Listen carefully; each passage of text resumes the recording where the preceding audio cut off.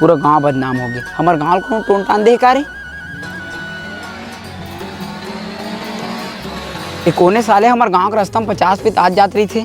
टूरी उरी फंसा लाते का मोला टूरिये चक्कर लगथे। हाँ कल 3-4 पितारी पहली ला हमारे गांव टूरी टारी के मामला में बदनाम है और एक जन बदनामी के दाग लगा है साले झड़काई का। हाँ चल न झड़का दे और हमरे पारा में ले आते जाते कौन टूरी फंसे हो ही। मोला तो मुखिया की बेटी लगथे। चल ना टूरा आते हुई ओखरेल पूछबो कौन टूरी है ना।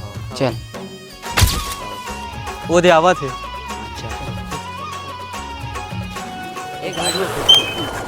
कैसे बे 4 दिन हो गए तो ले रास्ता में आवाज जावत देखा भाई तो मन अपन काम करो मोल अपन काम कर दो। बे चुपचाप बता देने तो कुट ले मारबो। हो तो भाई गलती का था तुमन नहीं जाना मोला कहूँ जान रहू ना तो गेट अफ्टर ले भागू। अबे ज्यादा होशियारी झन मारो कल ले पारा ढन झन आबे नहीं तो यह करा पड़ दूं गाड़ी सुद्धा गिर जाबे। मैं सौरभ सत्यपाल पुलिस इंस्पेक्टर आगे वाले गांव में मर्डर हुए है 1 हफ्ता लगा था आना जाना लगे वही।